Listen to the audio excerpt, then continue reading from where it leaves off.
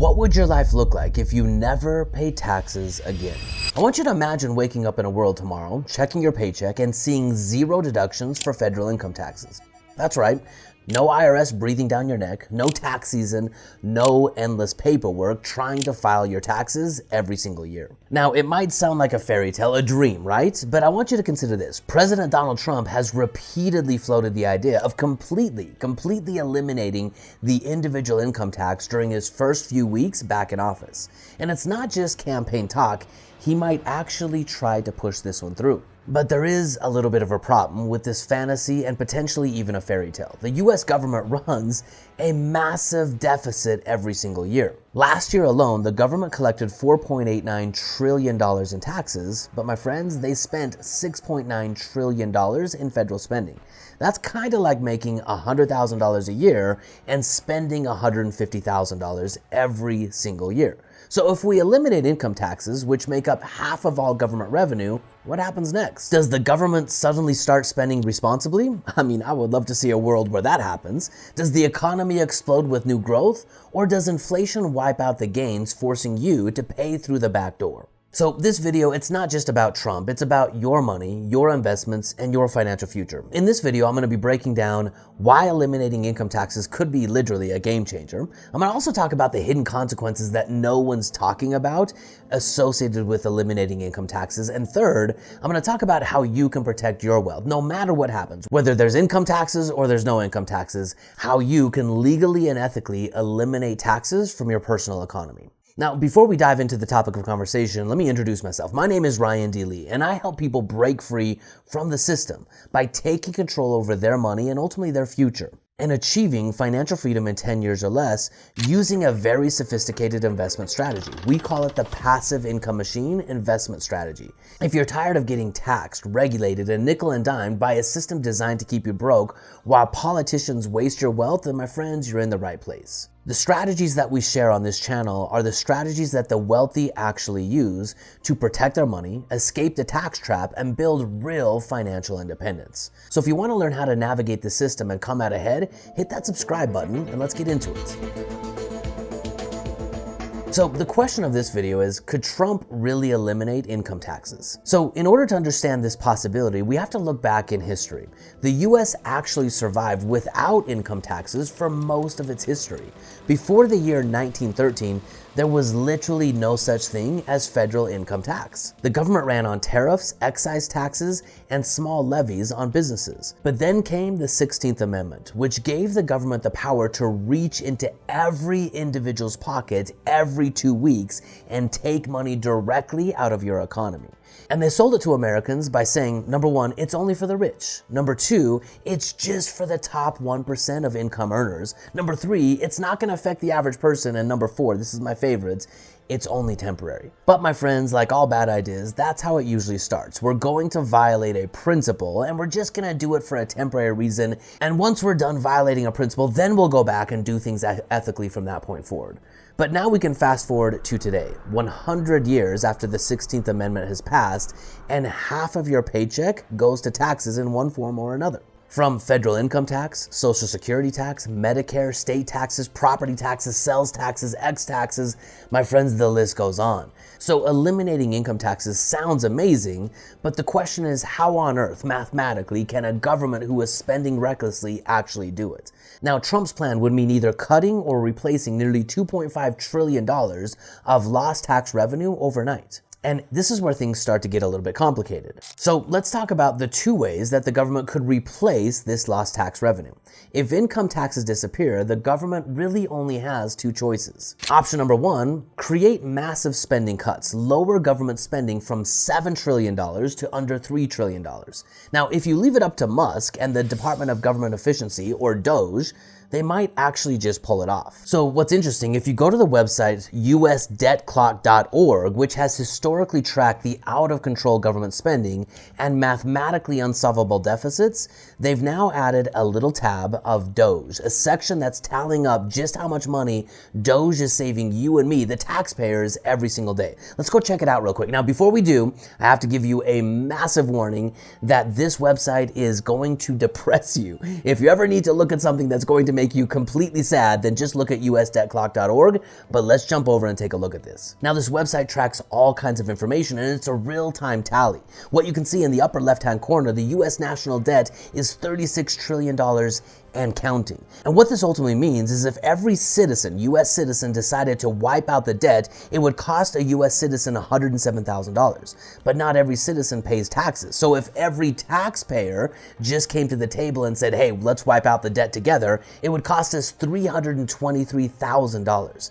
But this is where the story begins, not where the story ends. If we scroll down here to the bottom right-hand corner of US Debt Clock, you can see in addition to the federal debt, the unfunded liabilities that the government has. Social Security, Medicare, and all unfunded liabilities adding up to $226 trillion.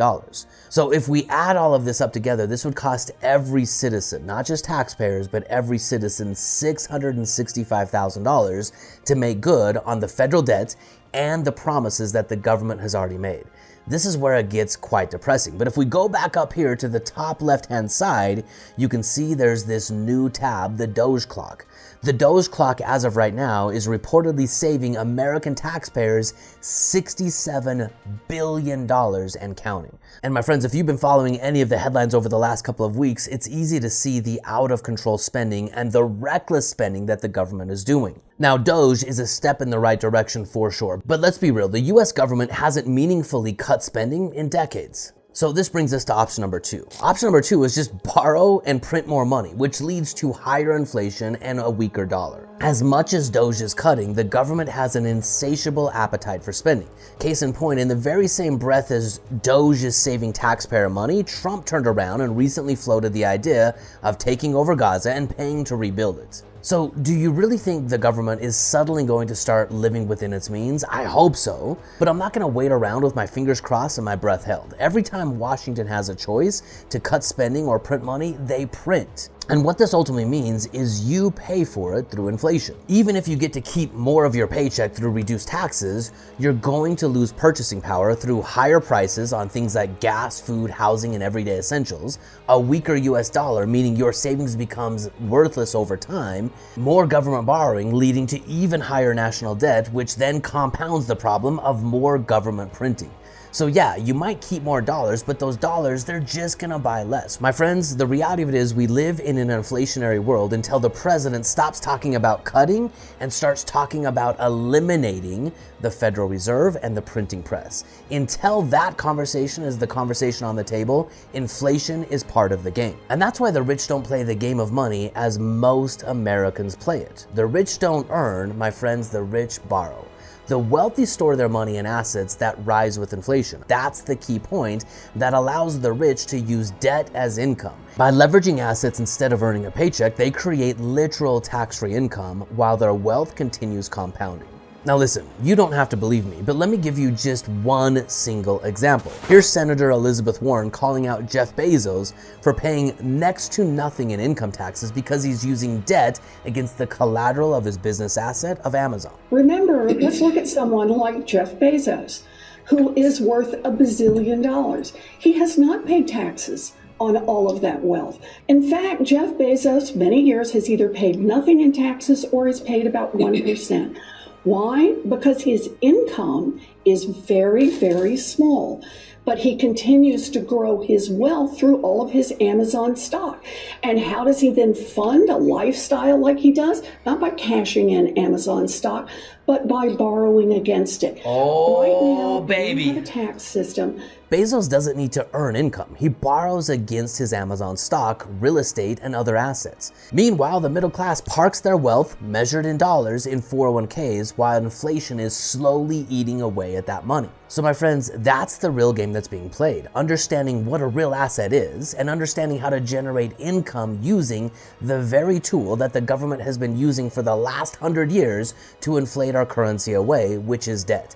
If you don't learn how to use leverage strategically to both grow your wealth and to generate income, my friends, you're always going to be 2 steps, 3 steps or more behind the wealth building game. So this brings me to the last part of this video, which is the hidden benefit of eliminating income tax. Even with all of these risks, there is one major advantage to Trump's proposal. It removes the IRS control over your life. I want you to think about this: how much time, energy, and money you spend on taxes, filing tax returns, hiring accountants and CPAs, dealing with audits and compliance, navigating tax loopholes just to keep more of your money, and dealing with an ever-changing taxation system.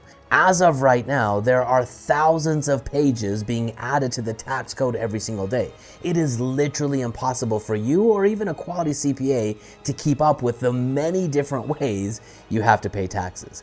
Think about getting all of that mental attention back. I call this not just a return on investment, but a return on attention. With all of that added attention back into your life, what could you actually create? How could you stimulate the economy by creating more value and solving more problems rather than dealing with the problems that the federal government is giving you? I mean, imagine all of that disappearing overnight. No tax brackets, no penalties, no deductions, just pure wealth creation. That would free up trillions of dollars of economic productivity. Instead of wasting time on tax compliance, people could invest and build and create. So while inflation is a concern, the ability to actually own 100% of your income, that would be a game changer. I am all for it. So the question is, how do you prepare for this potential new reality? Whether income taxes disappear or not, the government's going to find a way to take a portion of your money and your purchasing power, either through taxes or inflation. So the only way to win is to stop playing their game and start playing the game like the wealthy. Here's the exact framework to do just that.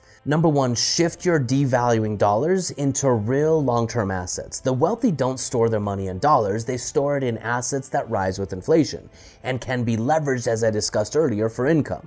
I want you to think about this. Your goal as an empire builder, as an investor, is to convert devaluing dollars into real assets, cash flowing real estate, gold, silver, or Bitcoin, overfunded high cash value life insurance policies, I call these vaults, or income producing businesses.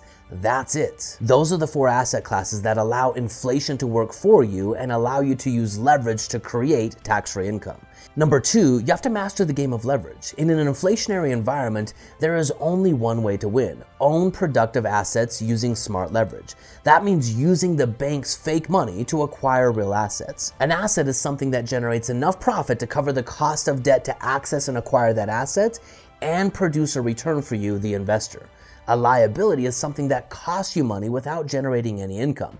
Most people misunderstand debt and leverage because they use debt to buy liabilities, not assets. Number three, stop thinking in terms of dollars and start thinking in terms of wealth. The wealthy don't measure success in dollars because dollars, they lose value. Dollars are virtually meaningless. The wealthy measure their wealth in cash flow and real assets. A 401k filled with paper money is not wealth. It's a ticking time bomb. If you want real financial freedom, you need passive income, not just savings. Ownership of productive assets, not paper promises. Control over your wealth, not dependency on a broken system. The system is designed to keep you working. It's designed to keep you trapped and keep you dependent and ultimately keep you broke. Break free from the system. That's why we call people inside of our world empire builders. They're rising up. They're taking control over their money, which is a symbol of the time they've already traded and the tool required to buy their time back. Rise up so that you can live free. Those go hand in hand. Look, the income tax debate, it's not just about politics. It's about your financial future.